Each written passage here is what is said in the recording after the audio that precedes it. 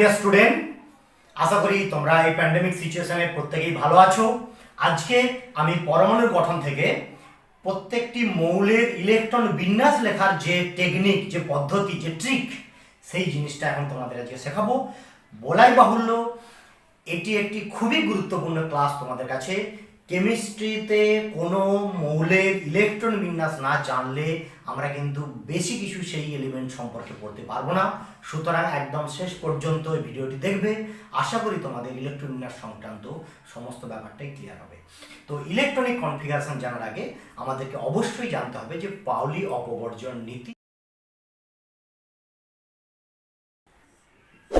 Paoli exclusion principal বা পাউলি অপবর্জন নীতি মূল বক্তব্যটা হচ্ছে কোনো একটি পরমাণু যে কোনো দুটি ইলেকট্রনের চারটি ঠিকানা, অর্থাৎ এন, এল, এম, এস, এই যে চারটি কোয়ান্টাম সংখ্যা হুবহু কখনো একই হবে না। তিনটি মিলতে পারে, আরেকটি মিলবে না, দুটি মিলতে পারে আর দুটি মিলবে না। তো ধরা যাক প্রথম কক্ষ, ধরা যাক এই যে 1s। আমরা প্রিভিয়াস ক্লাসে কোয়ান্টাম সংখ্যা সম্পর্কে আলোচনা করেছি। যাদের কোয়ান্টাম সংখ্যা সম্পর্কে বিন্দুমাত্র প্রবলেম আছে, আমি প্রিভিয়াস ক্লাসের লিঙ্কটা আমার ডেসক্রিপশন বক্সে দিয়ে দিচ্ছি, অবশ্যই সেই ক্লাসটা দেখে নেবে। সেখানের পর থেকে এই ক্লাসটা কিন্তু ফলো করবে, তোমরা উপকৃত হবে। ওকে, সিস্টেমেটিক হতে পড়বে। আর অবশ্যই হাতে একটু খাতা পেন নিয়ে নিও, যাতে করে ব্যাপারগুলো, প্রয়োজনীয় তথ্যগুলো তোমরা লিখে নিতে পারো।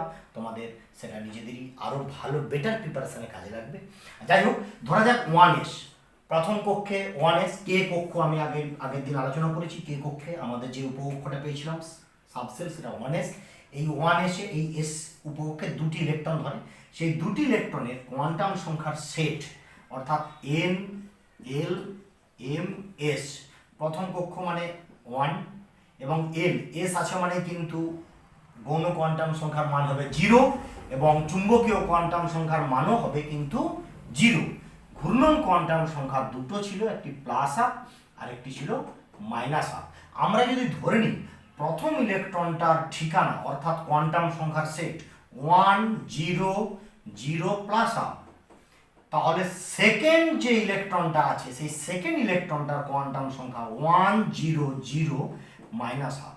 সুতরাং আমরা দেখতে পাচ্ছি যে একটি কক্ষেই যে দুটি ইলেকট্রন আছে তাদের চারটে যে কোয়ান্টাম সংখ্যা, সেই চারটে কোয়ান্টাম সংখ্যার মধ্যে তিনটে মিললেও ঘূর্ণন কোয়ান্টাম সংখ্যাটা কিন্তু আলাদা হচ্ছে। হুবহু চারটে কোয়ান্টাম সংখ্যা কিন্তু দুটি ইলেকট্রনের একই হয়ে যাচ্ছে না। এরপর যদি আমরা ধরি লিথিয়াম, লিথিয়ামে তিনটি ইলেকট্রন আছে, সেই তিনটি ইলেকট্রনের ঠিকানা তিন রকম হবে। যদি ধরি বেরিলিয়াম, তার চারটি ইলেকট্রন আছে, চারটি ইলেকট্রনের ঠিকানা 4 রকম হবে। সুতরাং এই হচ্ছে পাউলি অপবর্জন নীতি। ওকে, হুমস রুলে যেটা বলা আছে সেটা হচ্ছে সমশক্তি সম্পন্ন কক্ষক যেগুলি আছে, অর্থাৎ পি অরবিটালের তিনটি ঘর আছে, পিএক্স, পিওয়াই, পিজেড। ডি অরবিটালের 5টি কক্ষক আছে, অরবিটাল আছে, d x y, d y z, d z x, d x square minus y square, d z square. F এর ক্ষেত্রে 7টি এরকম অরবিটাল আছে, কক্ষক আছে। তো এই সমশক্তি সম্পন্ন কক্ষকগুলিতে যখন ইলেকট্রন প্রবেশ করবে তখন তারা এককভাবে প্রবেশ করবে এবং তাদের স্পিন একই হবে, স্পিনটাও একই হবে। অর্থাৎ এখানে যদি আমরা এইভাবে পি এর একটা ধরি যে পি এর 3টি ঘর আছে, প্রথম ইলেকট্রন যখন আসবে তখন অবশ্যই কিন্তু স্পিনটা এদিকে হবে। আমি ধরে নিচ্ছি পিতে 3টি ইলেকট্রন আছে। ওকে, প্রথম ইলেকট্রনটা এখানে, দ্বিতীয় ইলেকট্রনটা দ্বিতীয় ঘরে, তৃতীয় ইলেকট্রনটা তৃতীয় ঘরে। এটা আমার একটা রাইট ইলেকট্রনিক কনফিগারেশন লেখা হবে। আবার যদি আমি এইভাবে লেখার চেষ্টা করি, এটাও কারেক্ট। অনেক সময় হাফ অ্যারো দেওয়া হয়, এইভাবে হাফ অ্যারো দেওয়া হয়, এটাও কারেক্ট। আবার যদি আমি এইভাবে লেখার চেষ্টা করি, নিচের দিকে স্পিন ভ্যালুটা দিই, এটাও কিন্তু কারেক্ট, কারণ একই স্পিন আছে, এককভাবে প্রবেশ করছে। যদি আমি এইভাবে দিই স্পিনটাকে, তাহলে এটা কিন্তু ইনকারেক্ট। অর্থাৎ এখানে কিন্তু তৃতীয় ঘরটা খালি আছে, অথচ প্রথম ঘরে কিন্তু পেয়ারিং হওয়া শুরু হয়েছে, এটা কিন্তু হুম বলছে না। সমশক্তি সম্পন্ন কক্ষগুলি যতক্ষণ খালি থাকবে ইলেকট্রনগুলি ততক্ষণই প্রবেশ করবে। ওকে, এক্ষেত্রে আমরা বলতে পারি যে highest value off spin multiplicity, সেই ইলেকট্রন বিন্যাসটাকে আমরা গ্রহণযোগ্য হিসেবে নেব যেখানে সর্বাধিক স্পিন মাল্টিপ্লিসিটিটা হবে, অর্থাৎ স্পিন মাল্টিপ্লিসিটির মানটা সর্বাধিক হবে। ওকে, আমরা একটা উদাহরণ দিয়ে ব্যাখ্যা করতে পারি। আর একটা রুল আমি মনে রাখতে বলবো, একটা রুল হচ্ছে তাহলে হায়েস্ট স্পিন মাল্টিপ্লিসিটি।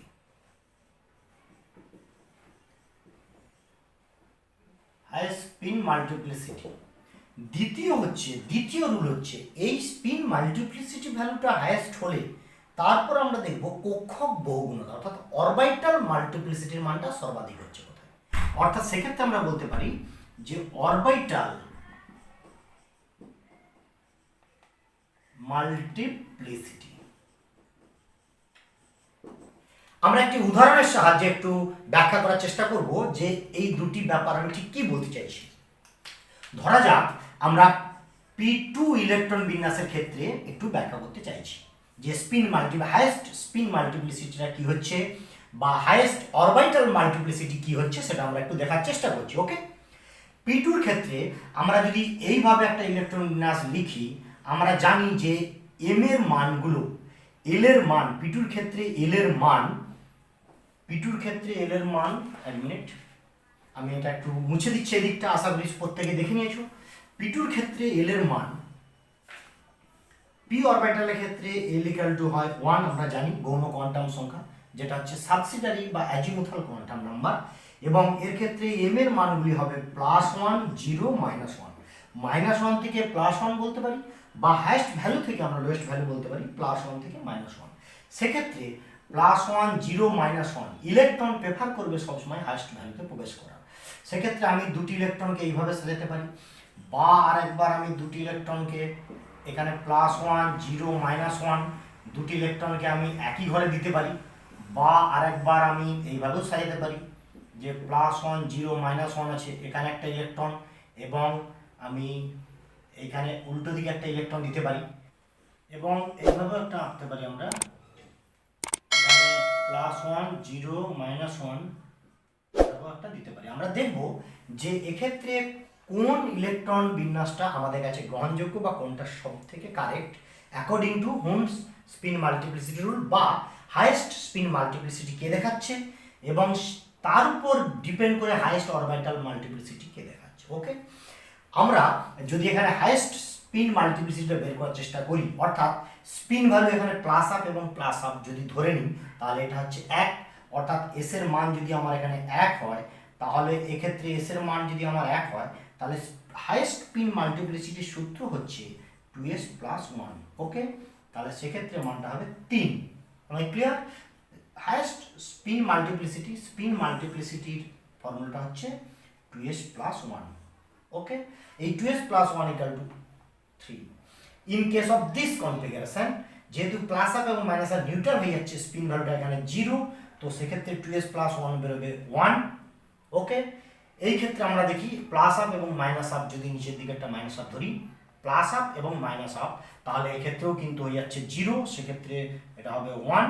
এবং এই ক্ষেত্রে আমরা দেখব যে প্লাস হাফ এবং প্লাস আপ, তাহলে এই ক্ষেত্রে স্পিন ভ্যালু হচ্ছে 1 এবং স্পিন মাল্টিপ্লিসিটির ভ্যালু হচ্ছে কত? 3। তাহলে এই দুটি ইলেকট্রন বিন্যাসের মধ্যে এবারে অরবিটাল মাল্টিপ্লিসিটির যে রুলটা আছে তার উপর ডিপেন্ড করলে আমরা দেখব যে +1 এবং 0 অর্থাৎ 1, সেক্ষেত্রে l = যদি 1 হয় তাহলে আমাদের হাইয়েস্ট অরবিটাল মাল্টিপ্লিসিটি রুলটা হচ্ছে 12 + 1। সেক্ষেত্রে মানটা হবে here 3। 12 + 1 will be 3। এখানে 12 + 1 will be +1 + 1 মানে 2, দেন 2 4 মানে 5, কারণ এখানে l এর ভ্যালুটা হয়ে যাচ্ছে আমার মানে এখানে 2, এই ফর্মুলাতে যদি বসাই 5, এখানে +1 এবং -1 তার মানে এটা 0, তাহলে এখানে হবে 1, এবং এক্ষেত্রে আমি বলবো যে l এর মান হবে +1 -1 মানে 0, এবং এক্ষেত্রে হবে 1। অর্থাৎ আমরা দেখছি স্পিন ভ্যালুটা কিন্তু বেশি হচ্ছে এটা এবং এটা। হাইয়েস্ট স্পিন ভ্যালুর মধ্যে এবার অরবিটাল মাল্টিপ্লিসিটি যার বেশি অর্থাৎ এটা, তার মানে এই ইলেকট্রন বিন্যাসটা হচ্ছে more correct. Okay, this is the correct electronic configuration of p2। এবারে আমরা আসবো আউফবাউ প্রিন্সিপাল। প্রথমেই বলি এই আউফবাউ কিন্তু কোনো বিজ্ঞানী নাম নয়, এটা একটা জার্মান শব্দ। এর মানে হচ্ছে টু কনস্ট্রাক্ট, টু বিল্ড। ঠিক একটার পর একটা ইট দিয়ে যেমন আমরা বাড়ি তৈরি করি, এখানেও কিন্তু বিভিন্ন শক্তি স্তরগুলোকে পরপর সাজাবো। অবশ্যই আউফবাউ নীতির মূল বক্তব্যটা হচ্ছে যে অরবিটালের শক্তি কম হবে সেখানে আগে ইলেকট্রন প্রবেশ করবে এবং সেটি ফুলফিল হবে, তারপর উচ্চতর শক্তি স্তরে যাবে। এবারে কারা নিম্ন শক্তি স্তর, কারা উচ্চ শক্তি স্তর, তার জন্য অবশ্যই আমি বলবো মূল যে রুলটা সেটা হচ্ছে n+l ভ্যালু। এই n+l ভ্যালু যার যত কম হবে তার শক্তি স্তর তত কম। Okay, lower value of n+l, lower value of n+l, that is lower energy. Am I clear? আমি যদি ধরে নিই এখানে যে 4s এবং 3d এদের মধ্যে n+l ভ্যালু কার বেশি কার কম দেখব। 4s আছে মানে l এর মান হবে 0, এখানে 3 n এর মান 3, d আছে মানে l এর মান হবে 2। অর্থাৎ আমরা দেখতে পেলাম যে এখানে n+l ভ্যালুটা 3d এর কিন্তু বেশি, সেই কারণে 4 এসে কিন্তু আগে ইলেকট্রন প্রবেশ করে, তারপর 3d তে ইলেকট্রন প্রবেশ করে। ওকে, এইটা। এবারে দ্বিতীয় রুলটা অবশ্যই মাথায় রাখতে হবে, দুই বা ততোধিক অরবিটালে যদি n+l ভ্যালু সমান হয়ে যায় তখন n এর মান যার বেশি তাদের মধ্যে higher value of n will be the higher energy.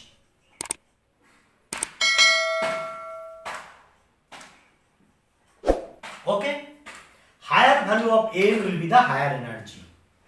ওকে, কি রকম ব্যাপারটা, ধরা যাক এখানে 3p এবং 4s, 3p 4s, এখানে n এর মান 3, n+l ভ্যালু আমরা দেখি 3 প্লাস p আছে মানে 1 অর্থাৎ 4, এখানে 4 প্লাস 0 সমান 4।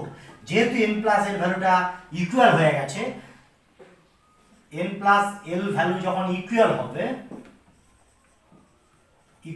n+l ভ্যালু যখন ইকুয়াল হবে তখন দেখবো যে n এর ভ্যালুটা কার বেশি। যেহেতু 4s অর্থাৎ 4, 3 থেকে 4 গ্রেটার হচ্ছে, তখন এই 4s এর ভ্যালুটা এনার্জি লেভেল বেশি হবে, অর্থাৎ আগে 3p অরবিটাল ভর্তি হবে তারপর 4s এ যাবে। ওকে, এই আবহাওয়া প্রিন্সিপাল থেকে আমরা এই দুটো রুল ভালো করে মেনটেন করে আমরা বিভিন্ন এই কক্ষগুলোকে শক্তি স্তরে সাজাবো। বিভিন্ন অরবিটালগুলোকে যদি আমরা এইভাবে সাজাই, 1s, দ্বিতীয় অরবিটালে যখন n = 1 শুধু 1s পেয়েছিলাম, n = 2 এর ক্ষেত্রে 2s এবং 2p, n = 3 এর ক্ষেত্রে আমরা পেয়েছিলাম 3s, 3p এবং 3d, n = 4 এর ক্ষেত্রে আমরা পেয়েছিলাম 4s, 4p, 4d এবং 4f and so on। এইগুলো এরপর আর আমাদের লাগছে না আপাতত, আমরা দেখে নিই একটা ডায়াগোনাল রিলেশন আমরা বের করে নেব। অর্থাৎ প্রথম আমরা কর্ণটা টানবো এই 1sটাকে নিয়ে, অর্থাৎ সবচেয়ে লোয়ার এনার্জি হবে 1s, কারণ এর n+l ভ্যালুটা কম সব থেকে। ওকে, তারপর ডায়াগোনাল 2s, তারপর 2p এবং 3s, তারপর 3p এবং 4s, লাইক দিস।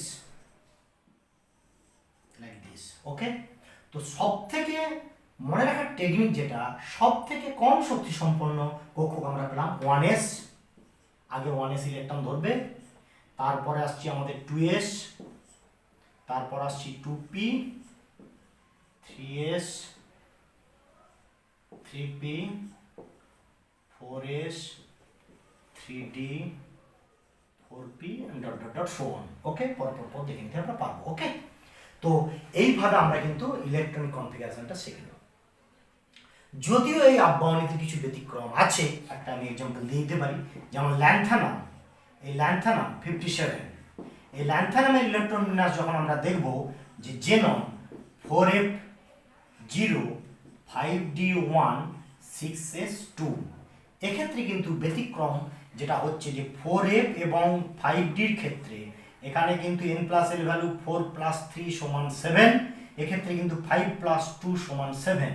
অর্থাৎ দুটির n+l ভ্যালু সমান হওয়া সত্ত্বেও n এর ভ্যালু যার বেশি, অর্থাৎ 5d, এই n এর ভ্যালু যার বেশি তার শক্তিটা বেশি হওয়া সত্ত্বেও ইলেকট্রন কিন্তু আগে 5d তে প্রবেশ করে, 4f এ ইলেকট্রন প্রবেশ করে না। এটা ব্যতিক্রম। অনুরূপ ব্যতিক্রম আছে অ্যাক্টিনামের ক্ষেত্রে, অনুরূপ ব্যতিক্রম আছে। এবার আমরা এই সিরিজ অনুযায়ী কয়েকটা মাল্টি ইলেকট্রন অ্যাটমের আমরা ইলেকট্রন বিন্যাসটা এখন দেখে নেব। আমরা আগেই পড়ে নিয়েছি যে এস উপকক্ষে আমাদের সর্বাধিক দুটি ইলেকট্রন ধরে, এস উপকক্ষে সর্বাধিক দুটি ইলেকট্রন ধরবে, সর্বাধিক দুটি ইলেকট্রন ধরবে। পি এর যেহেতু তিনটি কক্ষক সর্বাধিক 6টি ইলেকট্রন ধরবে। ডি এর যেহেতু 5টি কক্ষক সেক্ষেত্রে কিন্তু সর্বাধিক 10টি, এবং এফ এর ক্ষেত্রে কিন্তু মোট 7টি ঘর। এফ এর ক্ষেত্রে হাইয়েস্ট ইলেকট্রন ধরবে কিন্তু মোট 14টি। এই তত্ত্বটাকে মাথায় রেখে আমরা ইলেকট্রনগুলো খুব কুইক দেখে নেব। ধরা যাক হাইড্রোজেনের একটি ইলেকট্রন, সবচেয়ে লোয়েস্ট এনার্জি লেভেল 1s, এবং এসে সর্বাধিক দুটি ইলেকট্রন ধরে। হাইড্রোজেন যেহেতু একটি ইলেকট্রন আছে তাহলে 1s মাথায় 1। আমার clear? In case of helium 2, 1s 2, কারণ এসে সর্বাধিক দুটি ইলেকট্রন ধরে। কিন্তু যদি আমি লিথিয়াম লিখি, লিথিয়ামের 3টি ইলেকট্রন আছে, তখন 1s 3 কিন্তু লিখে দেবো না ভুল করে। ওকে, কি লিখবো এখানে না 1s 2, কারণ এসে সর্বাধিক দুটি ইলেকট্রন ধরবে। তারপরে 1s ভরে গেলে দ্বিতীয় হলে তৃতীয় হলে চতুর্থ, দিস, অর্থাৎ 1s 2, 2s 1। খুব সিম্পল ব্যাপার, নিজেরা প্র্যাকটিস করতে পারো যে কোনো অ্যাটমের ক্ষেত্রে। আমি ধরে নিচ্ছি অক্সিজেন 8, কীভাবে লিখবো নিজেরা একটু দেখে নাও। প্রথমে আছে 1s, মাথায় 2, কারণ দুটির বেশি ইলেকট্রন দিতে পারবো না। তারপর আসবে 2s, এসেও সর্বাধিক দুটি, 2s 2, 2s ভরে গেলে আসবে 2p তে সর্বাধিক ইলেকট্রন ধরে 6টি, যেহেতু মোট ইলেকট্রন আছে 8টি। এখানে হয়ে গেছে আমাদের 2 2 4টি, আর পড়ে আছে 4টি, তাহলে 2p4। ওকে, ধরা যাক আমরা লিখবো অ্যালুমিনিয়াম অ্যালুমিনিয়াম হচ্ছে 13। আমার ক্লিয়ার? অ্যালুমিনিয়াম 13। এই অ্যালুমিনিয়াম হচ্ছে 1s 2, 2s 2, 2p6, কারণ পিতে সর্বাধিক 6টি ইলেকট্রন ধরে। এই পর্যন্ত হলো 10। তারপরে 2p ভরে গেলে আসবে 3s, এসে সর্বাধিক দুটি, 10 2 12, তারপর 3s বললে আসবে 3p1। ওকে, এবার আমরা যদি পটাশিয়াম দেখে নিই, পটাশিয়াম কে অর্থাৎ 19। পটাশিয়ামটা একটু দেখি। পটাশিয়ামের ক্ষেত্রেও ধীরে ধীরে পরপর লিখে যাব, এসে দুটি, পিতে 6টি, এই তত্ত্বটাকে মেনটেন করব এবং নিম্ন শক্তি স্তরটাকে ভরিয়ে উচ্চ শক্তি স্তরে যাব। তাহলে 1s 2, এখানে আসবে কি 2s 2, তারপরে আসবে 2p6, 3s 2, 3p6, 3p6 ভরে গেল, এই পর্যন্ত হয়ে গেল 18। তারপরে আসে 4s 1, অর্থাৎ 19টা ইলেকট্রন হয়ে গেল। ওকে, তো তাহলে এখানে অ্যালুমিনিয়াম শিখলাম, আমরা অক্সিজেন শিখলাম এবং কে শিখলাম, অর্থাৎ ALOK, আলোক, অর্থাৎ কেমিস্ট্রি উইথ আলোক স্যার। আশা করি তোমরা পাশে থাকবে। কেমন?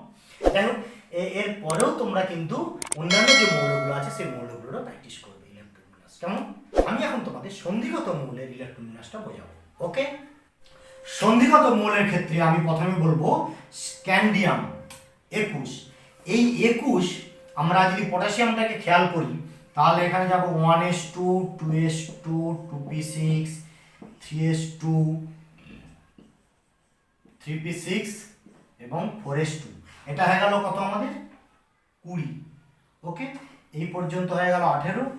1s 2, 2s 2, 2p6, 3s 2, 3p6, এই পর্যন্ত হলো 18, আর এখানে দুটি, অর্থাৎ 18 দিয়ে 20।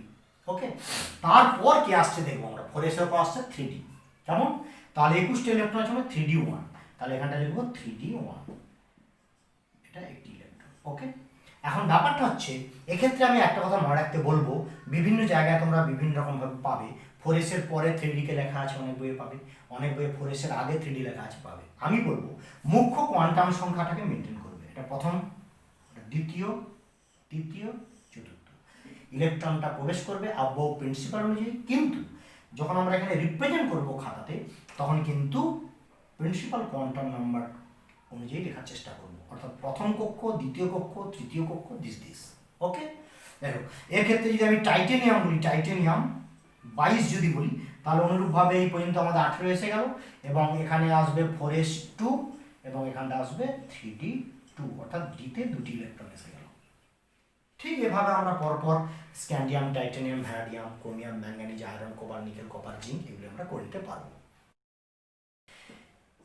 ক্রোমিয়ামের ক্ষেত্রে আমি অবশ্যই মনে রাখতে বলবো, এক্ষেত্রে হবে 1s 2, 2s 2, 2p6, 3s 2, 3p6, 4s 1, 3d5। এখানে 24 হওয়া উচিত ছিল, এখানে 3d4 হওয়া উচিত ছিল, কিন্তু এটা হবে না, এস এর একটি ইলেকট্রন এখানে প্রবেশ করবে, অর্থাৎ এটা হাফ ফিল্ড হবে। এই হাফ ফিল্ড ইলেকট্রনিক কনফিগারেশনের জন্য কিন্তু এটা হাইলি স্টেবল হবে। এটা একটি ব্যতিক্রম কেস, এক্সেপশনাল কেস। আমি একটু এদিকে দেখে নিতে বলবো। ডিতে যখন 4টি ইলেকট্রন আছে, তার যে এক্সচেঞ্জ এনার্জি হবে তার থেকে ডিতে যখন 5টি ইলেকট্রন থাকবে তার এক্সচেঞ্জ এনার্জি বেশি হবে, অর্থাৎ একটি স্টেবল ইলেকট্রনিক কনফিগারেশন পাবে। সেই জন্য কিন্তু এরকম অর্থপূর্ণ হয়ে যাবে। এক্সচেঞ্জ এনার্জি ধারণাটা আমি একটু দেবো, সেটা হচ্ছে নিজেদের মধ্যে জায়গা বিনিময় করে তারা কতগুলো পসিবিলিটি তৈরি হচ্ছে একটু দেখে নাও, তাহলে তার এক্সচেঞ্জ এনার্জিটা বেশি। অর্থাৎ এই ইলেকট্রনটা কখন এখানে যেতে পারে, এখানে আসতে পারে, এই ইলেকট্রনটা এখানেও যেতে পারে, এখানে আসতে পারে, এই ইলেকট্রন এখানেও যেতে পারে, এখানে আসতে পারে। ওকে, আবার এই ইলেকট্রনটা আমি দেখি এখানে যেতে পারে, এখানে আসতে পারে, লাইক দিস। আবার এদের মধ্যে একটা ইন্টারচেঞ্জ হবে, অর্থাৎ মোট এখানে কিন্তু আমরা 6 রকম ভাবে এগুলোকে এক্সচেঞ্জ করতে পারি। am I clear? কিন্তু যদি D5 সিস্টেম থাকে,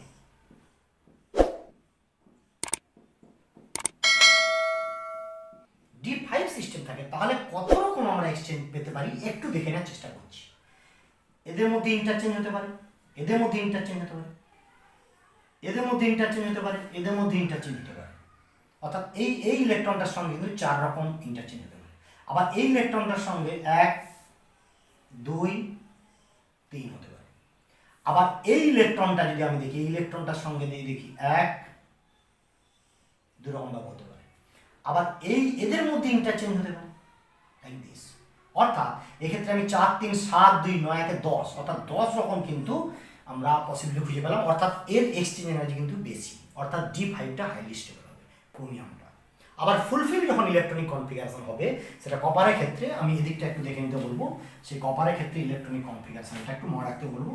কপার 29, সেক্ষেত্রেও কিন্তু এইভাবে 1s2 2s2 2p6 3s2 3p6 4s2 3d9, এটা কিন্তু হবে না, কারণ AS এর একটি ইলেকট্রন নিয়ে এটা হবে 3d10 4s1। ওকে, কারণ এটা ফুলফিল ইলেকট্রনিক কনফিগারেশন পাচ্ছি আমরা, যেটা হাইলি স্টেবল। এই 21 থেকে আমরা 30 পর্যন্ত যখন ইলেকট্রন বিন্যাস লিখব, তখন এই কপার এবং এই ক্রোমিয়াম এবং কপারের এই দুটো এক্সেপশনাল কেস কিন্তু আমরা অবশ্যই মাথায় রাখবো। আমি ক্লিয়ার?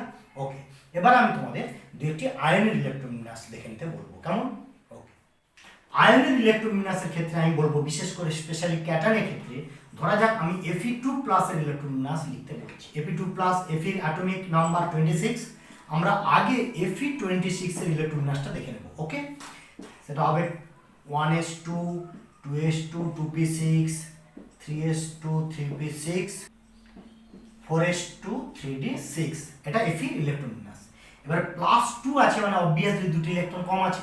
আর একটি কথা অবশ্যই কিন্তু মাথায় রেখো, সেটি হচ্ছে যে ইলেকট্রন যখন বেরিয়ে যাবে তখন আউটার সেল থেকে কিন্তু বেরোবে, আউটার সেল থেকে কিন্তু আউটার মোস্ট সেল যেটা আছে সেখান থেকে কিন্তু ইলেকট্রনটা অপসারণ হবে।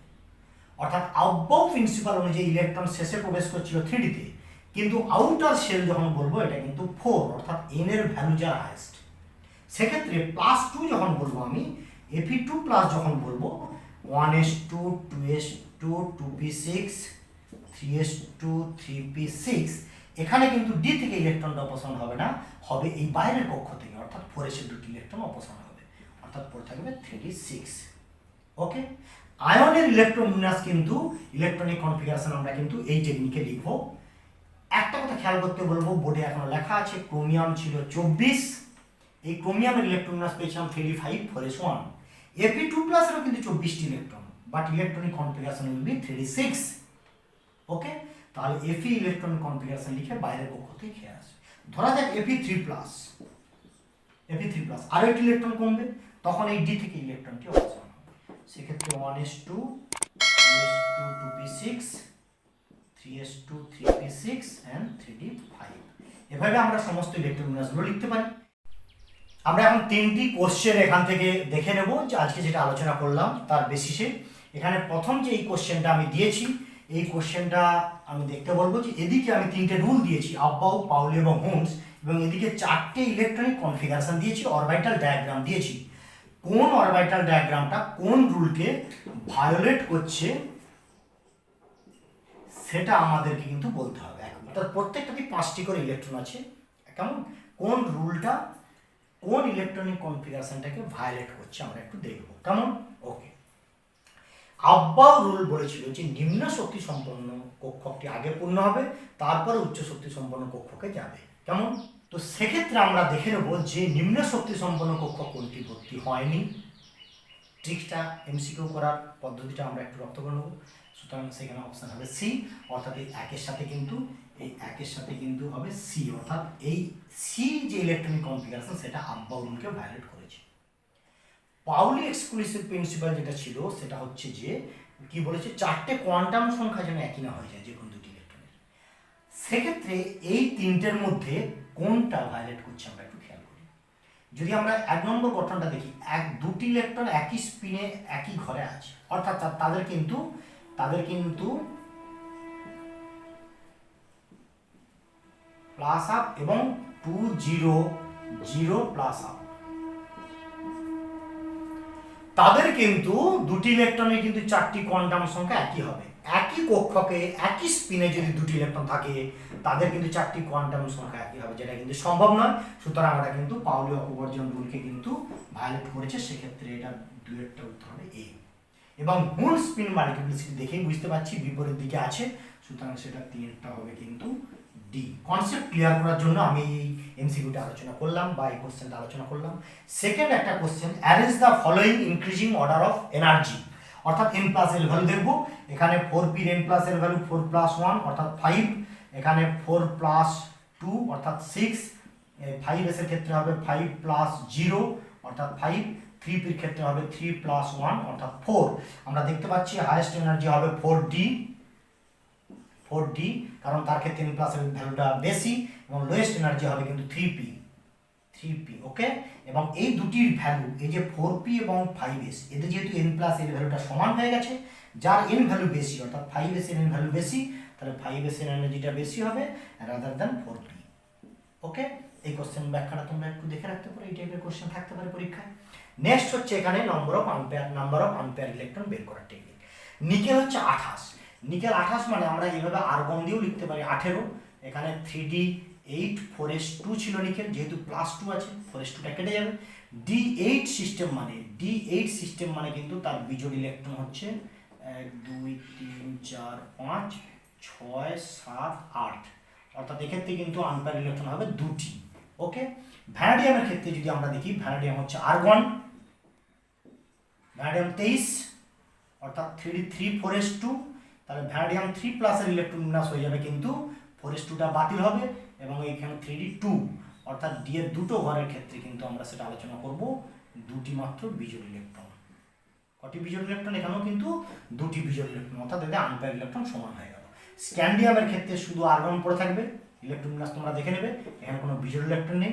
ক্রোমিয়ামের ক্ষেত্রে, ক্রোমিয়াম প্লাস 1 এর ক্ষেত্রে পড়ে থাকবে 3d5, অর্থাৎ এখানে d এর 5টি ইলেকট্রন আছে, মানে 5টি ঘরে 5টি বিজোড় ইলেকট্রন হবে, অর্থাৎ এক্ষেত্রে 5টি বিজোড় ইলেকট্রন হবে। ওকে, এই কোশ্চেনগুলো দেখে রাখতে পারি আমরা। আশা করি এই ক্লাসটা তোমাদের জন্য ফ্রুটফুল হবে বা তোমরা কিছুটা উপকৃত হবে। মেনলি এই প্যান্ডেমিক সিচুয়েশানে আমরা বাড়িতে থেকেই কিছুটা চেষ্টা করছি তোমাদের পঠন পাঠনকে এগিয়ে দেওয়ার জন্য। বিভিন্ন জায়গা থেকে তোমরা মেসেজ করছো যে ক্লাসগুলো তোমাদের ভালো লাগছে, যেটা আমার ইন্টারনাল এনার্জিটাকে বাড়াচ্ছে। আশা করি তোমরা সঙ্গে থাকবে। আমি নেক্সট ক্লাস পর্যায়ে সারণী নিয়ে খুব শীঘ্রই আসবো। সবাই ভালো থেকো, বাড়িতে থেকো, আর যারা নতুন দেখছো চ্যানেলটি অবশ্যই সাবস্ক্রাইব করে রেখো। বিভিন্ন ক্লাসগুলি যখন আসবে তোমরা নোটিফিকেশানটা পেয়ে যাবে।